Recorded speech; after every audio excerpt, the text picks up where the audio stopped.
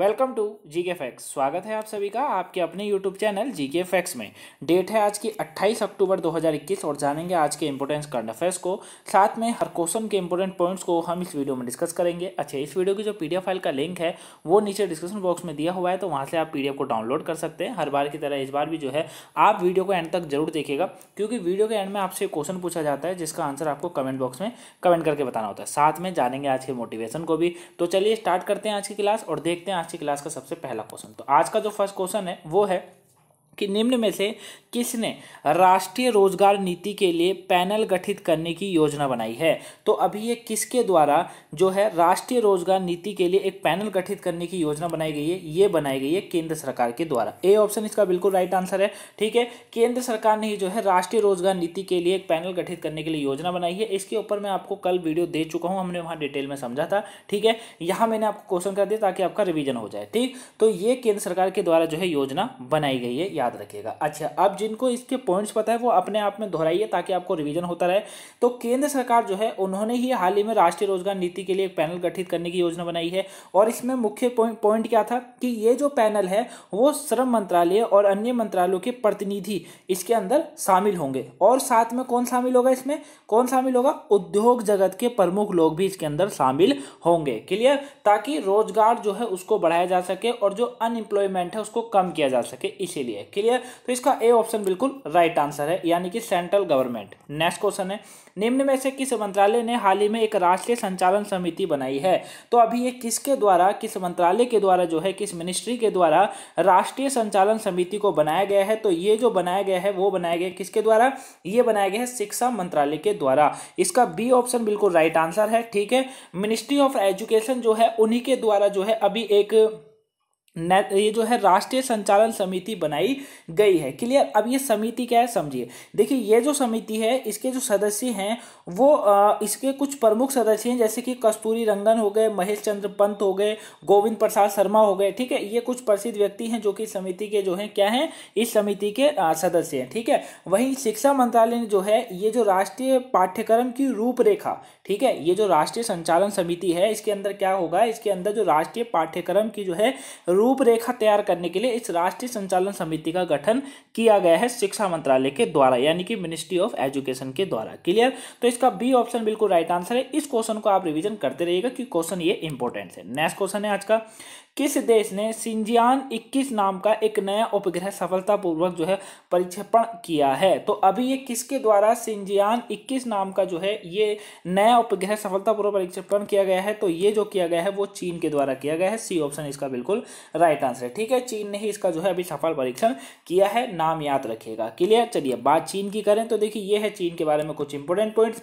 अब आप जिन पॉइंट्सों को जानते हैं वो आप मेरे साथ रिवीजन जरूर कीजिएगा, और जो न्यू स्टूडेंट है वो हर पॉइंट्सों को ध्यान से सुनिएगा ताकि आप भी क्या कर सके, नेक्स्ट डे रिवीजन कर सके। क्लियर, और अगर आप चैनल पर पहली बार आए हैं तो चैनल को सब्सक्राइब जरूर कर लीजिए, क्योंकि डेली करंट अफेयर के क्वेश्चनों को समझने के लिए और एग्जाम में एक भी क्वेश्चन गलत ना करने के लिए आप चैनल को सब्सक्राइब जरूर कर लीजिए, क्योंकि जीके फैक्ट करंट से रिलेटेड आपको सारा मटेरियल, सारा टॉपिक यहाँ पर मिल जाता है, चाहे वो करंट की एमसीक्यू क्वेश्चन हो या फिर करंट के टॉपिक हो। ठीक है, तो अगर आप करंट में बेहतर होना चाहते हैं, करंट से एक भी क्वेश्चन को एग्जाम में गलत नहीं करना है, तो चैनल को सब्सक्राइब जरूर कर लीजिएगा गाइस। और अगर अभी तक आपने वीडियो को शेयर नहीं करा है तो जल्दी से क्या करिए, वीडियो को जो है जल्दी से जल्दी शेयर कर दीजिए ताकि और भी लोग जो है आज के करंट अफेयर के क्वेश्चनों को समझ सके। क्लियर, वहीं वीडियो को लाइक कर दीजिएगा अगर लाइक नहीं करा है। चलिए रिविजन करते हैं।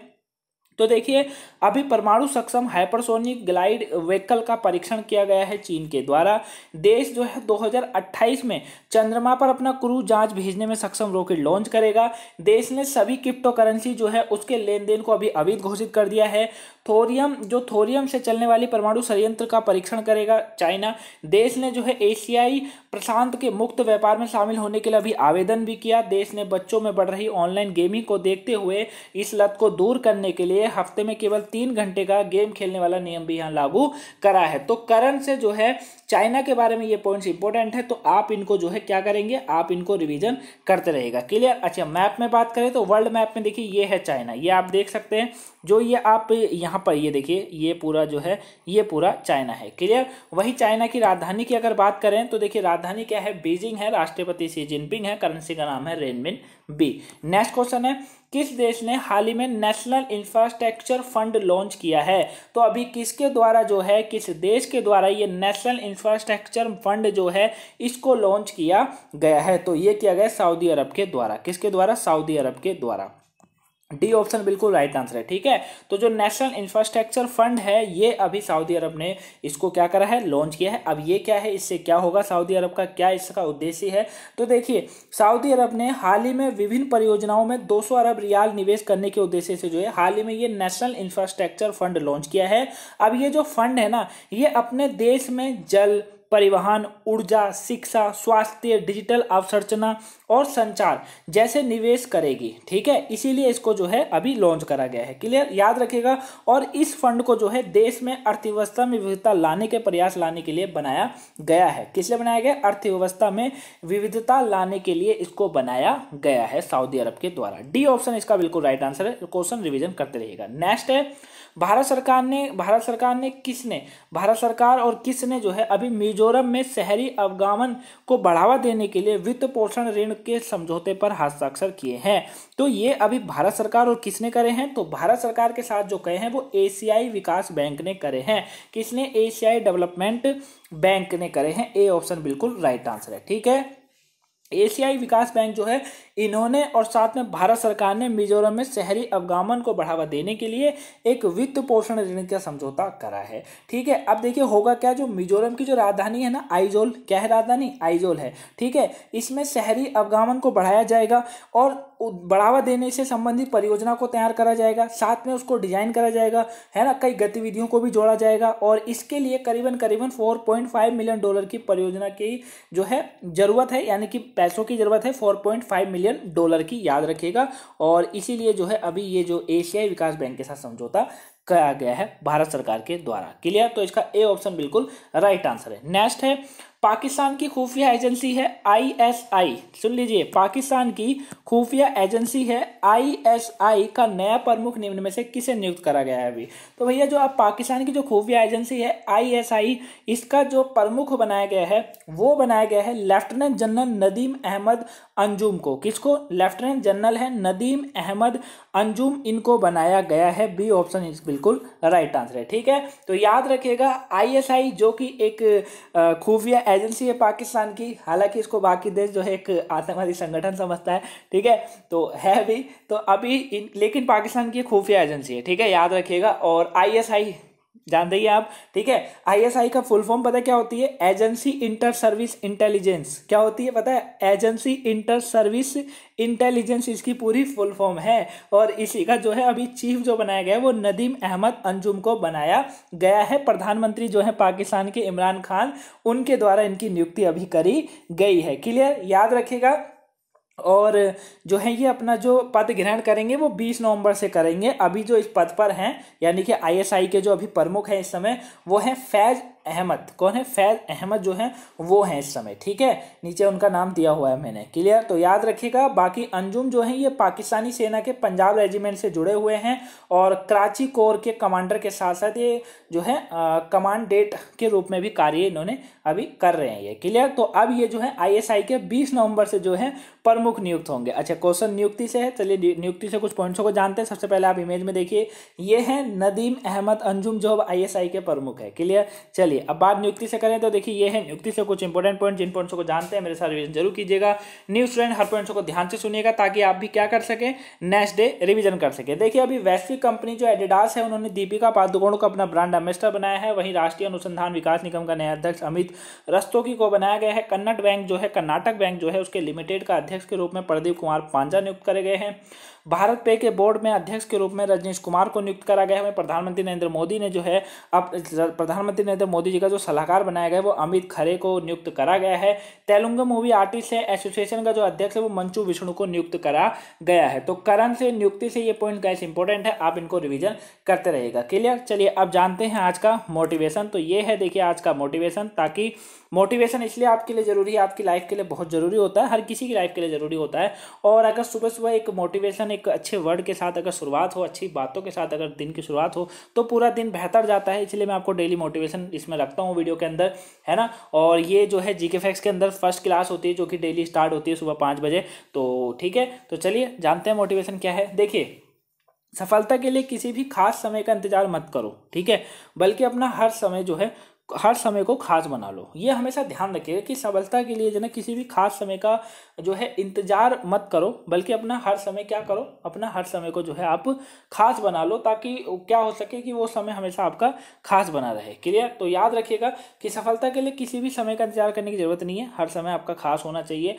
और अपनी तैयारी की तरफ फोकस करिए ताकि आप प्रिपेयर हो सके, अच्छे से तैयार रहिए हमेशा, ठीक है। और बेहतर तैयार होइए, अपने आप को जिस भी आप फील्ड में जाना चाहते हो उस फील्ड में अपना किंग मानिए उसको, और किंग की तरह काम कीजिए, अपने दिमाग पे फोकस करें जो भी आप फील्ड पाना चाहते हैं उसमें, ठीक है। तो सक्सेस बहुत इंपॉर्टेंट है, सक्सेस को बनाए रखिएगा इस। क्लियर? तो याद रखिएगा कि सफलता जो है उसके लिए किसी भी खास समय का इंतजार करना बेकार होता है, बल्कि हर समय खास बनाओ, ऐसा कुछ करो। क्लियर? यही आज का मोटिवेशन है। कैसा लगा कमेंट बॉक्स में बताएगा। पसंद आया वीडियो को लाइक कीजिएगा, चैनल पर नए हैं सब्सक्राइब जरूर कर लीजिएगा इस। और अगर अभी तक वीडियो को शेयर नहीं करा है तो शेयर कर दीजिएगा। और साथ में अगर आपने हमको फेसबुक पे या इंस्टाग्राम पे फॉलो नहीं करा है, दोनों का लिंक डिस्क्रिप्शन बॉक्स में, वहां से आप फॉलो कर सकते हैं। नेक्स्ट क्वेश्चन है आज का, हाल ही में जारी आंकड़े के अनुसार भारत में शिशु मृत्यु दर गिरकर कितनी हो गई है? तो अभी जो भारत में एक आंकड़ा जारी करा गया है, और ये जो आंकड़ा है ये नमूना पंजीकरण प्रणाली होती है जिसके द्वारा ये आंकड़ा जारी करा गया है, और जिसमें ये बताया गया है कि भारत में जो अभी शिशु मृत्यु दर है, यानी कि जो छोटे बच्चे होते हैं उनके मरने की जो दर है वो 30% हो गई है। सी ऑप्शन बिल्कुल राइट आंसर है, ठीक है। 30% जो है ये अभी हो गई है, जबकि पिछले 5 सालों में अधिकांश राज्यों में गिरावट धीमी हो गई है, ठीक है। गिरावट क्या हो गई है? अभी धीमी देखी गई है। वही इस राज्य में जो अग्रणी है वो केरल का जो शिशु मृत्यु दर है वो अमेरिका के बराबर बताया गया है। मध्य प्रदेश का जो है यमन और सूडान से भी बदतर यहाँ पर मृत्यु दर बताई गई है मध्य प्रदेश के अंदर, ठीक है। तो वहां पर शिशु मृत्यु दर ज्यादा है, जबकि केरल में बहुत कम है, अमेरिका के बराबर अकॉर्डिंग है। क्लियर? तो ये जो आंकड़ा होता है, ये जो है ये आंकड़ा किसके द्वारा? ये नमूना पंजीकरण प्रणाली के द्वारा निकाला जाता है, और इसी में कहा गया है कि 30% जो है अभी शिशु मृत्यु दर की गिरावट जो है देखने को मिली है, किसके? भारत देश के अंदर। नेक्स्ट क्वेश्चन है आज का, किस देश ने घोषणा करी है कि वह 2060 वर्ष तक जो है 2060 वर्ष जब आएगा, जब मतलब शुद्ध शून्य ग्रीन हाउस गैस उत्सर्जन के स्तर प्राप्त कर लेगा? तो बहुत ही लंबा टाइम दे दिया भैया, ये तो 2060 दे दिया, 2021 चल रहा है फिलहाल। तो 2060 तक जो है शुद्ध शून्य ग्रीन हाउस गैस उत्सर्जन का स्तर जो प्राप्त कर लेगा वो कहा गया है सऊदी अरब के द्वारा। डी ऑप्शन बिल्कुल राइट आंसर है। सऊदी अरब का कहना है भैया जब 2060 आएगा तो हम लोग जो है शुद्ध शून्य यानी कि ग्रीन हाउस गैस उत्सर्जन के स्तर को प्राप्त कर लिया होगा।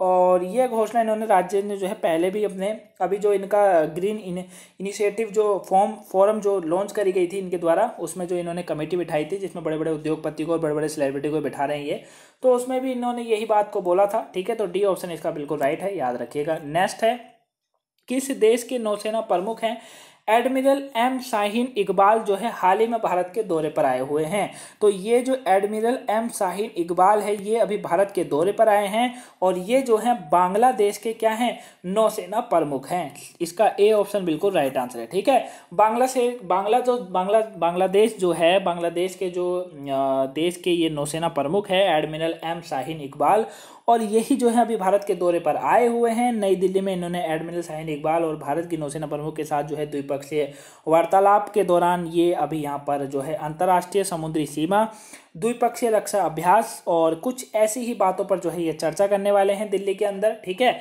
तो अभी दौरे पर आए हुए हैं, खातिरदारी बढ़िया होगी इनकी इस बार, ठीक, मतलब उस तरीके से मत लीजिएगा। तो ए ऑप्शन बिल्कुल राइट आंसर है। नेक्स्ट क्वेश्चन है, इमेज में आप इनको देख ही सकते हैं। नेक्स्ट क्वेश्चन है, यूबीएस सिक्योरिटीज इंडिया की रिपोर्ट के अनुसार जो है 2021-22 में भारत की आर्थिक विकास दर कितने प्रतिशत रहेगी? तो अभी भारत की जो आर्थिक विकास दर रहने वाली है, जो कि यूबीएस कहा जाता है, यूबीएस जो कंपनी है यूबीएस, ये जो यूबीएस कंपनी है इन्होंने कहा है कि भारत की जो विकास दर है 2021-22 में वो कितनी 9.5% बताई है। कितनी? बी ऑप्शन राइट आंसर है, ठीक है। 9.5% बताई है, क्योंकि यूबीएस कहता है कि सिक्योरिटीज इंडिया की रिपोर्ट कहती है कि भारत की आर्थिक विकास दर 9.5 रहेगी, ठीक है। और ये जो यूबीएस सिक्योरिटीज इंडिया है ना, ये याद रखिएगा, ये सर्विस ब्रोकरेज, माफ कीजिएगा, सर्विस ब्रोकरेज करके कंपनी है, उसी की ये कंपनी है, ठीक है, याद रखिएगा, इंपॉर्टेंट है। इसी तरीके का डेटा जो है ये निकालती है कि किस देश की अर्थव्यवस्था कितनी है, क्या रहेगी। क्लियर, तो बी ऑप्शन राइट आंसर है। नेक्स्ट है,